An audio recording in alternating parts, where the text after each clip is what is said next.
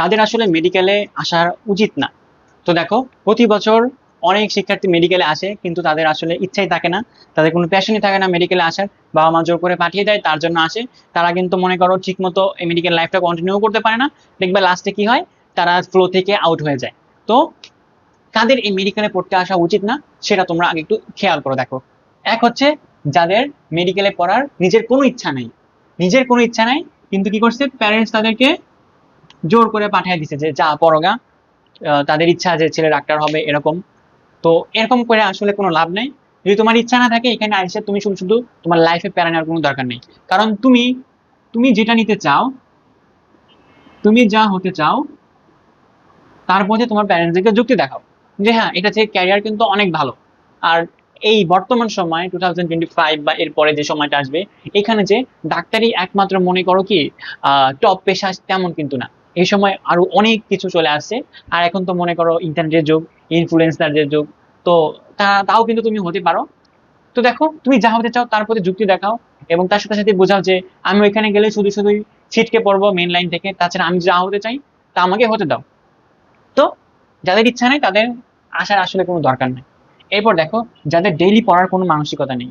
তো দেখো, মনে করো কি তোমরা অনেকেই চিল মোডের মানুষ, ডেইলি পড়াশোনা করতে চাও না। মনে করো ইউনিভার্সিটিতে অনেকে দেখবা কি করে, সপ্তাহে 3-4 দিন ক্লাসে যায়, তাও আবার ক্লাস থাকে 2-3টা থাকে এরকম।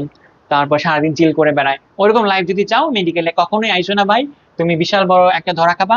কারণ মেডিকেলে কি হয়, উইকলি কয়দিন ক্লাস জানো? উইকলি 6 ডে, 6 দিনই ক্লাস থাকে। ক্লাসের টাইম জানো কতক্ষণ? 7টা অথবা 8টা থেকে 2টা 30। প্রথম দিনের পাঠ গেল। এরপরে রাতেও আছে ক্লাস। রাতে আছে ক্লাস কয়টা থেকে কয়টা জানো? রাতেও যে কোনো টাইমে 1.5 থেকে 2 ঘন্টার একটা ক্লাস থাকবে। তো দেখো, তোমার সারা দিন সারা রাত ক্লাসের মধ্যেই চলে যাবে। এরপর দেখো, ডেইলি পড়ার কেন বললাম, ক্লাস করলে কিন্তু হবে না। তোমার ডেইলি এক্সাম থাকবে, প্রতিদিনই এক্সাম থাকবে। তো এই ডেইলি এক্সামের জন্য তোমার বাসায় মিনিমাম 4-5 ঘন্টার মতো পড়াশোনা করতে হবে। তো দেখছো, প্রচুর পড়াশোনা করতে হবে। এই যে পড়াশোনা শুরু হলো এমবিবিএস লাইফ থেকে, এটা একদম তোমার মরার আগ পর্যন্ত তোমাকে পড়াশোনা করে যেতে হবে। তো যাদের এই প্রতিদিন পড়ার মানসিকতা নাই, তারা মেডিকেলে আইসো না প্লিজ। এরপর দেখো, যাদের যাদের মুখস্থ করতে চাও না, মুখস্থ করতে কষ্ট হয় ওইটা আলাদা জিনিস, বাট যারা মুখস্থ চাও না, যে না আমি মুখস্থ করতে আমার ইচ্ছা হয় না, আমি মুখস্থ করে পড়াশোনা এগুলো করতে চাই না, তারা মেডিকেলে আইসো না। কারণ মেডিকেলে অনেক জিনিস মুখস্থ করতে হবে। তো অনেক ডেফিনেশন, যেগুলো মনে করো আসলে প্র্যাকটিক্যাল লাইফে তেমন কোনো কিছু যায় না, বাট পাস করতে হলে তোমাকে মুখস্থ করতে হবে। তো এখানে প্রচুর জিনিস আছে, মুখস্থ মুখস্থ মুখস্থ। তো যাদের এই মুখস্থর প্রতি অনীহা আছে, তারা আইসো না এখানে, শুধু শুধুই অনেক প্যারা খাবা। এরপর দেখো, যারা লাইফে কোনো স্ট্রেস বা প্রেশার নিতে চাও না।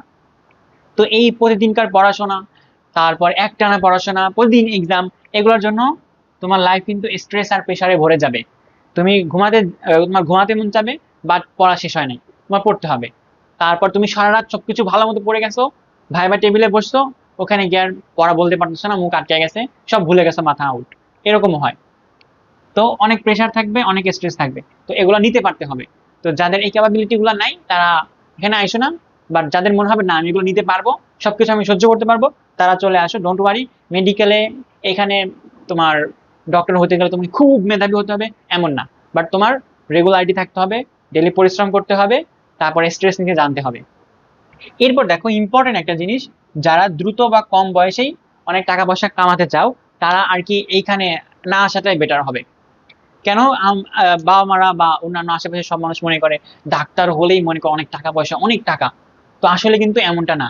টাকা পয়সা হ্যাঁ পাবা, লাইফের একটা টাইমে তুমি পাবা, বাট সেখানে তোমার বয়স হয়ে যাবে কত, 35 থেকে 40 ইয়ার প্লাস। তো তুমি মধ্য বয়সী যখন শেষ শেষ হবা, তখন কিন্তু তোমার লাইফে অনেক টাকা আসবে। আর যদি তুমি মনে করো না আমি 25 ইয়ারে বা 24 ইয়ারে আমি অনেক টাকা পয়সা চাই, তাহলে কিন্তু এখানে আইসো না। কারণ এইটা মনে করো 100 জনে 1-2 জন এটা পারবে।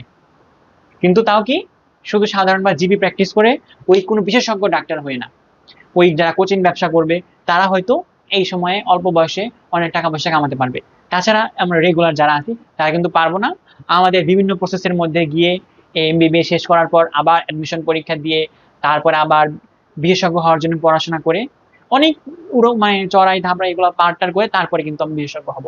তখন আর কি, ওই যে যেরকম দেখছো বড় বড় ডাক্তাররা সেইগুলো তুমি হতে পারবা। তো এই বিষয়গুলো একটু খেয়াল রাখবা। যদি তুমি এগুলো কনসিডার করতে পারো যে না এগুলা হবে আমার, এগুলো আমি পারবো, এগুলো ওরকম কোনো ম্যাটার করবে না, তাহলে তুমি মেডিকেলে চলে আসো, মেডিকেল তোমার জন্য অধীর আগ্রহে বসে আছে। আর যদি মনে করো না এগুলো আমার জন্য না, এগুলো আমি নিতে পারবো না, তাহলে তুমি মেডিকেলে আইসো না। আর আরো একটি ইম্পর্টেন্ট জিনিস, টাকা পয়সার ব্যাপার। এই জমি বেচা, সবকিছু বেচা বন্ধক রাখা প্রাইভেট মেডিকেলে পড়তে আসার তেমন কোনো মানে নেই।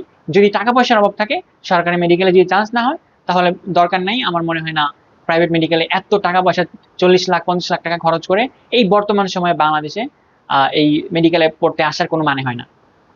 So that's it. আশা করি নেক্সট আবার কোনো এক ভিডিও তোমাদের সাথে দেখা হবে। আজ এ পর্যন্তই। আসসালামু আলাইকুম।